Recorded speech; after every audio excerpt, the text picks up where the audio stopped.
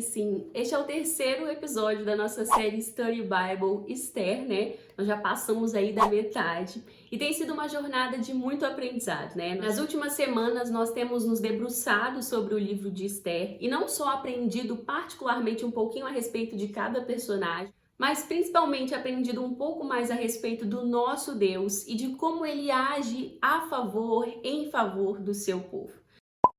No último vídeo, nós lemos os capítulos 3, 4 e 5 e nós podemos ver como que Amã chega na história crescendo como vilão da história, né? Criando um plano horroroso, tenebroso para matar todos os judeus e destruir o povo de Deus. Mas nós também vimos que ele não agia sozinho, mas sim que ele era um instrumento nas mãos de Satanás, né? E, em contrapartida, nós vimos também Esther e Mardoqueu se afirmando como judeus e buscando em Deus uma solução, uma estratégia para mudar aquele cenário tenebroso. E nós vimos, né, como que Esther foi corajosa, prudente para buscar essa estratégia, buscar essa solução. E nós vamos ler então juntas os capítulos 6, 7 e 8, capítulos que também contêm muitas informações, muitas lições importantes e alguns acontecimentos importantíssimos para a trama desse livro, né? Eventos muito importantes para a história do livro de Esther. Então se prepara, abre aí o seu coração para você poder aprender mais, para o Senhor ministrar no seu coração e no meu também, né? Nós vamos ver algumas informações históricas, vamos ver alguns comentários bíblicos aqui importantes durante o vídeo e também, principalmente, deixar que o Espírito Santo fale aos nossos corações e ministre individualmente a cada uma de nós aquilo que ele deseja falar conosco, né? Nos ensinar e contribuir aí para a nossa jornada, para a nossa caminhada com Deus. Então, bora lá!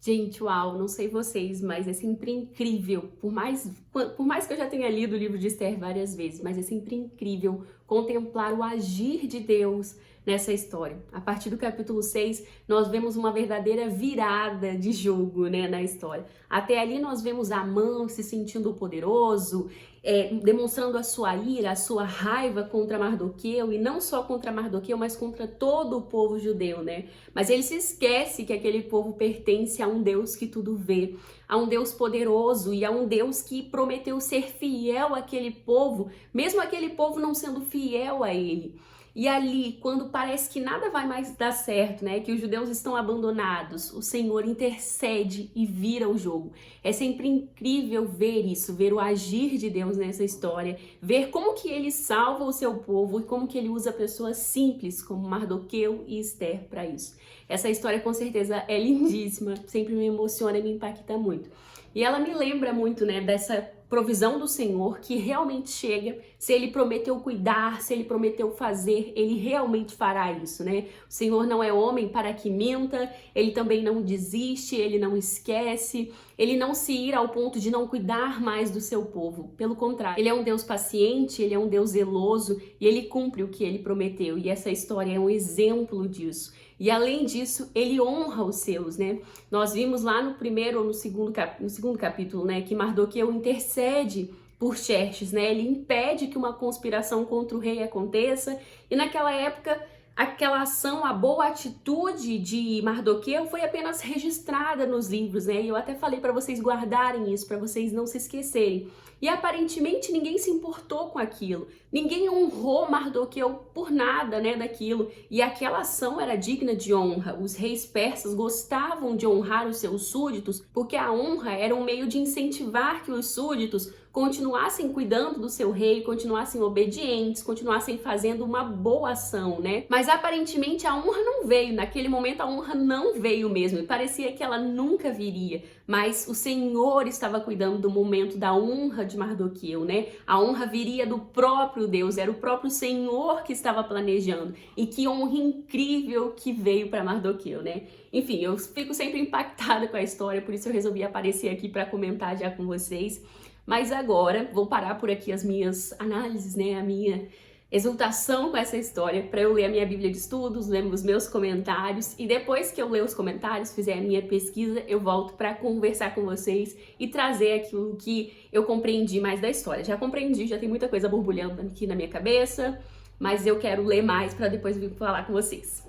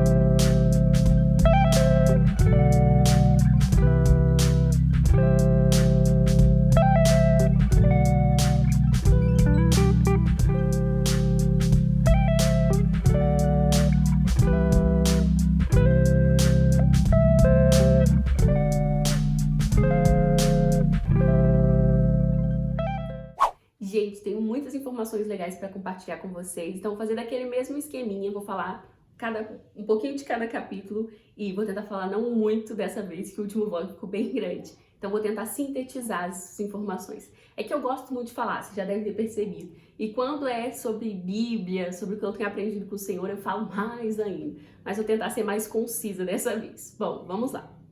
Bom, o capítulo 6 começa mostrando pra gente um pouquinho de como Deus age, né? E como que ele trabalha de maneira, assim, surpreendente. A gente vê ali no comecinho do capítulo 6 que o rei Xerxes, depois do banquete com a rainha Esther e com Amã, ele simplesmente perde o sono, né? E justamente naquela noite, ele decide que ele quer ler, né, que ele quer ouvir os relatos escritos no livro do seu governo, né, no livro do seu reinado, né? E ele pede que algumas pessoas leiam para ele o livro de crônicas do seu reinado, para ele saber como que anda ali o seu reinado, as coisas que ele tem feito e o que as pessoas têm feito por ele, né, em prol do seu reinado.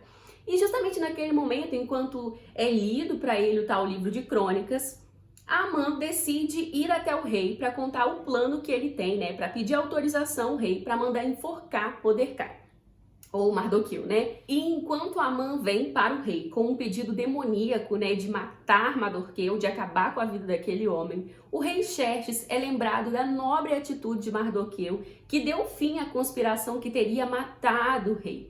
E ele pergunta, né, o que foi feito para honrar Mardoqueu? Ele acaba descobrindo que nada foi feito. Como eu já comentei com vocês, era uma atitude, uma ação política dos reis persas honrar os seus súditos que faziam uma boa ação. Essa era uma forma de incentivar que eles continuassem agindo assim, também de mostrar o seu agrado e também um pouco do seu poder, né? Mas simplesmente nada havia sido feito para Mardoqueu. E ele pensa, agora é hora de fazer. E eu quero ressaltar aqui que 5 anos já haviam se passado, desde que Mardoqueu havia interrompido aquela conspiração até agora, até esse momento da história. 5 anos se passaram sem que nada fosse feito para a honra dele. E agora, justamente agora, no momento em que Amã vinha bolando um plano terrível para acabar com a vida de Mardoqueu, um plano que Esther, nem o próprio Mardoqueu tinham ciência, o Senhor faz o rei se lembrar de que ele deve algo a Mardoqueu e ele decide honrar Mardoqueu. E quando Amã chega todo pomposo, né, achando que ele vai finalmente concretizar o plano dele de vilania contra Mardoqueu, o rei pergunta para ele, o que deve ser feito, Amã, para um homem que merece a melhor das honrarias, um homem que merece grande honra, o que deve ser feito? E Amã, cheio de si mesmo, cheio de ego, achando que ele seria o único no império que poderia ser honrado pelo rei naquele momento, bola um plano maravilhoso de honra, né? Porque ele acha que vai ser para ele. Então eu imagino ele pensando ali, não, eu quero andar com o manto do príncipe, nos cavalos do príncipe, passando pela cidade e as pessoas gritando, olha, isso é o que se faz por um homem que é honrado pelo rei. Ele bola toda uma cena que ele desejava, né? Algo que ele desejava para ele. E é aqui que acontece uma das grandes ironias do livro, né? A honra não seria para ele, mas sim para Mardoqueu. Imagina o desespero de Amã ao andar pela cidade honrando Mardoqueu, o homem que ele desejava ver morto com todas as forças. Mas olha como que Deus trabalha nos detalhes, né? E reverte o jogo, reverte a cena. Nos momentos finais dessa história, tipo num jogo de futebol, né? O Senhor conseguiu reverter toda a situação e mostrou que era ele que estava no poder o tempo todo. Uma coisa muito interessante que esse capítulo nos lembra é que o Senhor honra, né? Assim como com vários outros personagens bíblicos, o Senhor honrou a atitude de Mardoqueu. A honra é algo que o Senhor trabalha e é algo que o Senhor dá aos seus filhos, né? Nós vemos isso na história de José também. Depois de tanto sufoco, tanto perrengue lá no Egito, ele é honrado pelo Senhor e se torna governador do Egito. Nós vemos também o Senhor honrando Davi, que depois de ter sido perseguido pelo rei Saul, passado maus bocados, finalmente pôde ser rei, viver aquilo que o Senhor tinha para a vida dele, e ele foi honrado pelo Senhor. O próprio Jesus, que depois de ser morto, né, depois de ser humilhado pela humanidade, de ser humilhado até perante o inferno, né, que parecia ter finalmente ganhado o jogo, também foi honrado ao reviver, né, ao ressuscitar e ser levado aos céus e ocupar um lugar de honra ao lado do Senhor. A honra é algo que o Senhor trabalha, a honra faz parte do dicionário do céu. O Senhor tem prazer em honrar os seus, né? Mesmo que nós não sejamos fiéis o tempo todo, nós devemos nos lembrar que Mardoqueu não foi fiel o tempo todo. Nós vimos que ele, assim como Esther, esconderam as suas identidades de servos do Senhor em alguns momentos, fizeram algumas escolhas equivocadas em alguns momentos, assim como qualquer outra pessoa, né? Mas ele foi fiel ao Senhor, ele buscou o Senhor, mesmo na sua imperfeição, mesmo na sua infidelidade. e no momento certo ele foi honrado por aquela atitude. Isso nos faz lembrar que nós também devemos procurar fazer o bem, não em busca de honrarias, não em busca de sermos ressarcidas, né, por aquilo que fazemos, né? Devemos fazer o bem porque isso é algo que o Senhor nos ensina, para que a gente viva com prudência, com amor, com cuidado para com o outro também. E nós devemos nos lembrar sempre que mesmo que o mundo não nos honre, né, que o mundo não reconheça as nossas ações, ou que a nossa bondade aparentemente não traga honra nenhuma, nenhum benefício para a nossa vida, mesmo aqui nessa terra, o Senhor traz benefícios para nós, o Senhor vê. Mesmo quando o mundo não vê um gesto de bondade seu, a sua honestidade, o seu carinho para com alguém, o Senhor está vendo e Ele te recompensará por isso. Então não faça pela recompensa, faça por amor, por servidão, né? Por um coração de servo. Mas saiba que o Senhor te recompensará por isso. E mesmo que a recompensa não venha aqui nesta terra, saiba que ela virá, porque nós veremos uma eternidade ao lado do Senhor. E nem tudo que nós plantarmos aqui, nós vamos colher aqui, mas colheremos com certeza lá na glória com o nosso Deus. Outra coisa que esse capítulo nos lembra é que aqueles que confiam no Senhor e descansam nele são cuidados por ele. Nós percebemos que justamente à noite, enquanto Esther e Mardoqueu estão dormindo, talvez depois de terem orado, clamado ao Senhor, outras pessoas não estão dormindo, como Amã e Xerxes, e nem o Senhor está dormindo, e o Senhor está cuidando deles, né? Quando a gente descansa em Deus e confia nele, a gente pode ter certeza que ele está trabalhando ao nosso favor. E o Salmo 127 nos lembra que a pessoa que edifica a sua casa, edifica as suas ações, as suas atitudes com o Senhor, essa é abençoada. Enquanto a pessoa que trabalha e luta por suas próprias forças, fazendo tudo sozinho e sem clamar pelo Senhor e sem contar com a ajuda do Senhor, aquilo dá em nada, aquilo mingua, sabe? Mas aqueles que lutam, que procuram fazer a sua parte, confiam no Senhor, esses sim são edificados, esses sim são abençoados. E é justamente isso que acontece nessa história. Enquanto Amã busca por suas próprias forças, para sua grandeza, para a sua honra, para encher o seu ego, ele acaba dando em nada, né? O destino dele é terrível. Contudo, Esther e Mardoqueu, que buscaram no Senhor, que edificaram sua casa na rocha, que é Jesus, né, que é o Senhor, eles sim colheram grandes coisas. E mais do que colher nessa terra, né, eles colheram frutos para a eternidade, que é o que mais importa. E para finalizar o capítulo, nós vemos que depois da honra, Amã volta para casa aborrecido, amuado, entristecido, porque a honra que ele achou que seria para ele foi destinada a Mardoqueu, ao seu arquirrival, ao seu inimigo, né? E ele chega em casa frustrado. E ao invés de ele receber alguma palavra de consolo e de ânimo da sua esposa e dos seus amigos, a sua esposa o lembra que se ele começou a cair, se ele começou a perder logo para um judeu como Mardoqueu, ele pode ter certeza de que o fim dele será triste, será péssimo. E ela está certa. Por que será que ela diz isso, né? Talvez ela tenha se lembrado nesse momento do grande histórico do Deus dos judeus. O Senhor era conhecido, amplamente conhecido naquela época, por cuidar muito bem do seu povo, por dar provisão ao seu povo, por ter impedido que o seu povo tivesse fim e morresse, né? E talvez aqui nesse momento, Zeres tenha se lembrado do histórico perfeito de Deus em dar provisão ao seu povo. E além de ter se lembrado desse histórico perfeito de Deus, ela pode ter se lembrado também das profecias que haviam para os amalequitas e para os judeus. Enquanto a profecia dos judeus era profecia de prosperidade, de socorro e providência ao Senhor, as profecias que o Senhor havia feito aos amalequitas era de que ele destruiria aquele povo, de que ele acabaria com aquele povo, porque aquele era um povo inimigo. Então, olhando para esse background, né, para esse contexto, Zeres pode ter se lembrado de que não havia como Amã derrotar um judeu, porque aquele judeu era cuidado por um Deus zeloso, um Deus amoroso. Amã não estava simplesmente lutando com um povo, lutando contra algumas pessoas ou lutando apenas contra Mardoqueu. Ele estava lutando contra o Senhor. Quando ele travou uma batalha com os judeus, ele não estava lutando simplesmente com o povo, mas sim com o Deus daquele povo, o único Deus vivo e real, o Criador, o Onipotente, o Todo-Poderoso, aquele que tem prazer em cuidar dos seus. Bom, essas foram as minhas considerações aí a respeito do capítulo 6. Agora vamos ver um pouquinho então do capítulo 7. No capítulo 7, nós vemos que as coisas não mudam muito assim no comecinho, depois da honra de Mardoqueu. Depois de ser honrado pelas ruas de Suzã, ele volta para a porta do palácio e vai ver a sua vida normal ali. Talvez ele estivesse até um pouco ansioso, né, com o que ainda aconteceria com seu povo, porque nada ainda havia sido feito de fato para proteger os judeus.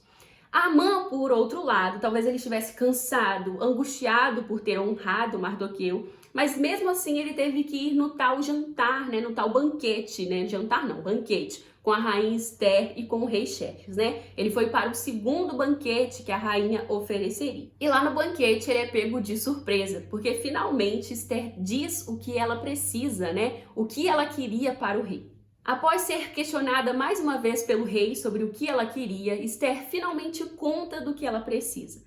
Mais uma vez aqui nós percebemos a prudência, a inteligência e a humildade de Ester ao fazer o pedido. Ao invés de simplesmente lançar sobre o rei o que ela queria, o que ela precisava, ela dá uma volta muito inteligente. Ester começa a dizer ao rei que ela faz parte de um povo, que esse povo vai ser exterminado, né? Que esse povo vai ter um fim triste, que esse povo não foi simplesmente vendido como escravo, mas ele foi vendido para a morte. Olha só a prudência e a inteligência dela. Para mostrar ao rei, convencer o rei do que ela precisa, ela começa a mostrar que é ela que faz parte daquele povo, que ela também faz parte daquele povo que vai ser morto e exterminado. E ela apela pelo carinho, pelo amor do rei por ela, para que ele mude e reverta aquela situação. Ela não começa dizendo quem é o inimigo, ela apresenta o problema para o rei e liga, conecta esse problema a ela, à vida dela, para despertar o interesse do rei para aquela situação.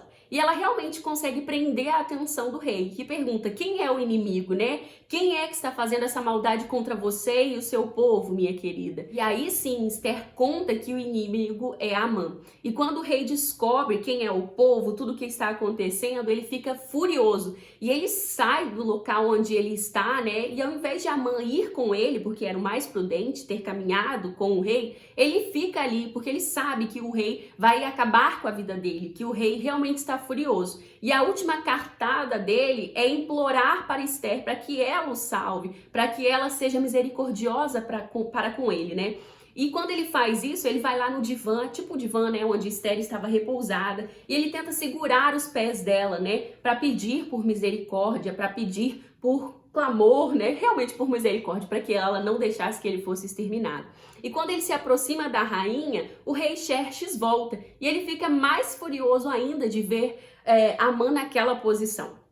Por que ele fica furioso? Porque nenhum homem podia tocar na rainha, né? Nenhum homem, na verdade, podia se aproximar das mulheres do harém, das mulheres do rei. Isso era realmente muito perigoso, muito imprudente. E quando Amã fez aquilo, ele alimentou ainda mais a ira e a fúria do rei para com ele. E os funcionários do rei, percebendo a fúria que ele tinha, já foram lá, pegaram ele, tamparam a cabeça dele, porque eles sabiam que a coisa estava pegando fogo pro lado de Amã e o fim dele estava próximo. E ali, naquele momento, um homem lembra ao rei de que Amã havia preparado uma forca para Mardoqueu. E o rei acabou decidindo utilizar a forca que Amã tinha projetado para matar Mardoqueu contra o próprio Amã. Mais uma ironia aqui no livro, né? Mais uma forma de como que Deus está cuidando, protegendo do seu povo e ao mesmo tempo trabalhando de maneira bastante irônica, bastante inteligente. E Amã, então, tem um fim trágico, sendo morto na própria forca que ele havia mandado fazer para matar o seu inimigo.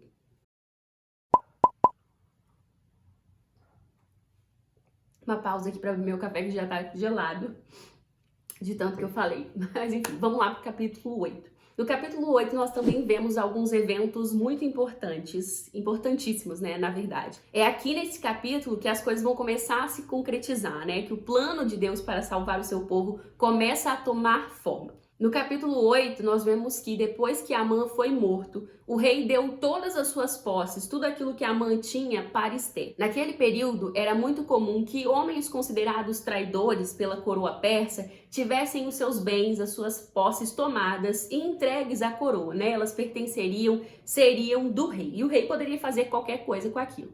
O rei, então, ao tomar as posses de Amã, passa para Ester tudo o que ele tinha.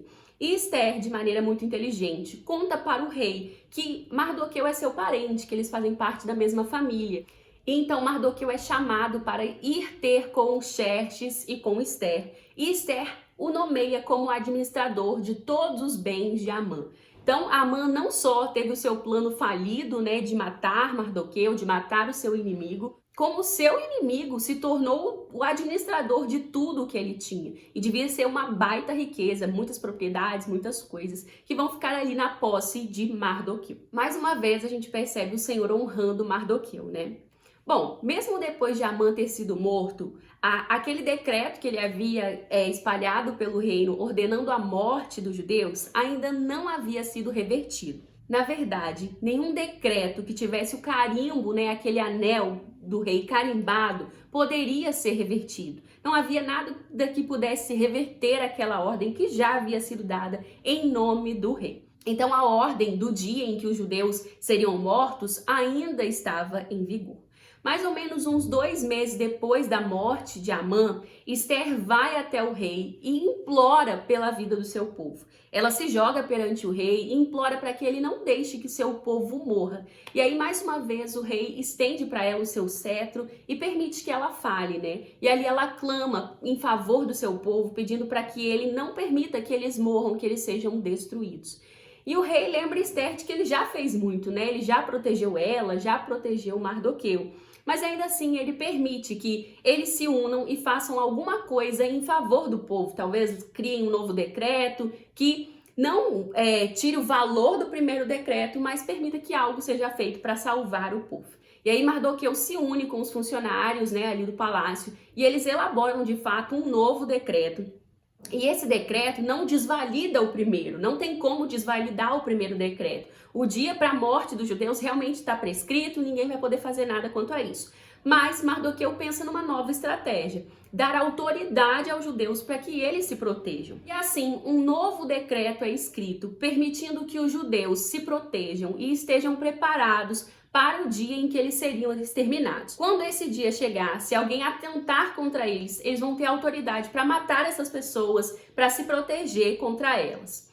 Esse decreto era uma boa estratégia para ajudar a desvalidar o primeiro, né? Já que os judeus iriam poder se proteger, né, se guardar os seus bens, muitas pessoas pensariam 2 vezes antes de tentar contra a vida deles, né? Era uma excelente forma deles se protegerem, deles garantirem ali a sua proteção, o seu socorro. Com o decreto pronto, ele então começou a circular no império, sendo levado por cavalos muito ágeis, né? Homens em cavalos muito ágeis, não só os cavalos sozinhos, mas para circular no império. Gente, o império era imenso, 127 províncias, era muito grande, e fazer com que essa mensagem circulasse por todo o império, para que as pessoas se protegessem, para que as pessoas fossem protegidas mesmo, né? Quando tal dia chegasse, né? O dia terrível chegasse, era muito trabalhoso e muito trabalho precisava ser feito para que essa mensagem circulasse. Mas quando essa mensagem circulou, ela levou grande alegria,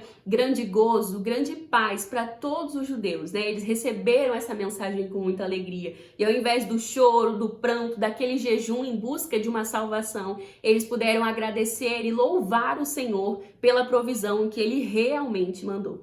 Pense então aí num dia nobre, um dia cheio de alegria, um dia cheio de paz, em que aquele povo pôde sentir e provar do grande cuidado, do grande poder de Deus, né? Eles não só agora conheciam o poder de Deus pelas histórias dos seus antepassados, mas eles mesmos puderam experimentar do socorro da mão poderosa do Senhor. E essa história rodou o império, né? O nome do Senhor foi exaltado e engrandecido no Império Persa. E muitas pessoas acabaram conhecendo o Senhor, o Deus dos judeus, e também se converteram. Muitas pessoas acabaram fazendo parte do povo judeu por se converterem ao nome do Senhor.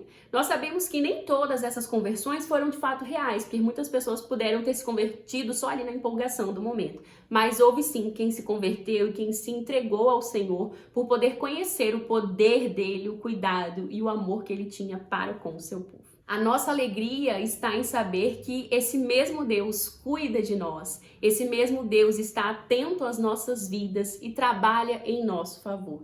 Que esses capítulos nos lembrem que o Senhor não perde o controle da história, né? Que Ele está no controle de tudo e que Ele também cuida de nós. Eu tenho refletido muito sobre o livro de Esther e entendido que ele não é um livro de contos de fadas, né? Ele não é simplesmente aquela historinha de contos de fadas em que o bem vence o mal mais uma vez, em que pessoas ficam juntas felizes para sempre. Nós temos visto que os personagens do livro de Esther são pessoas reais, pessoas com falhas, pessoas imperfeitas, pessoas que cometeram pecados, pessoas que pecaram diante do Senhor, que o entristeceram em algum momento, que falharam em manter suas identidades de filhos, mas nós vemos ao mesmo tempo um Deus poderoso, misericordioso, que está de braços abertos para receber essas pessoas, para purificá-las, para limpá-las e para utilizá-las em prol do seu propósito, mesmo em meio às suas imperfeições.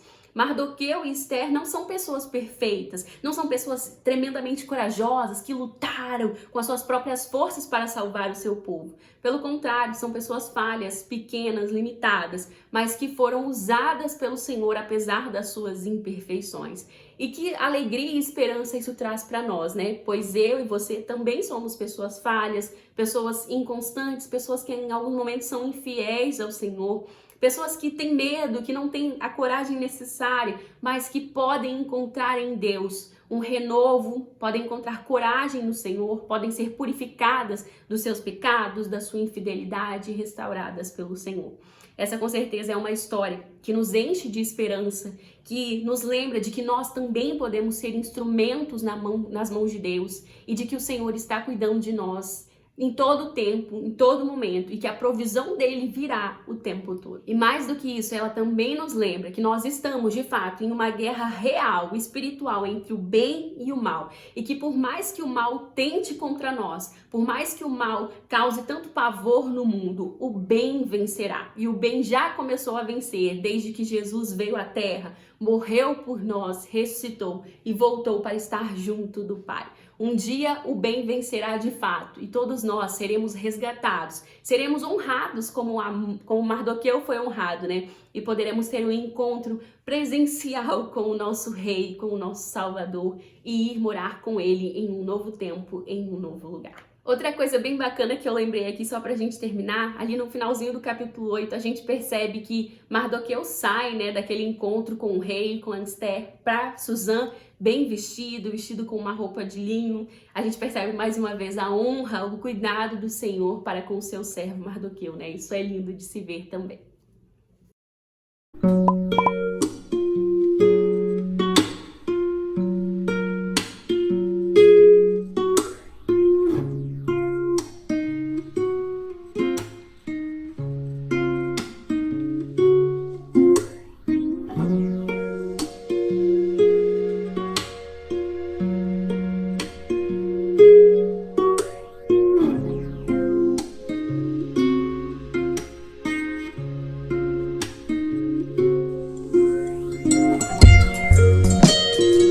Bom, este foi então o nosso terceiro vlog estudando o livro de Esther. Espero que o vídeo de hoje tenha te abençoado, que eu tenha trazido aí algumas informações que tenha te ajudado a compreender melhor o livro, melhor esse texto e que tenha aí renovado também a sua fé, a sua força e a sua coragem. Se você gostou do vídeo, não esqueça de curtir, de deixar o seu comentário, me conta aí como tem sido a sua jornada de leitura, o que você tem aprendido. Se você tiver alguma dúvida, pode deixar aqui nos comentários também.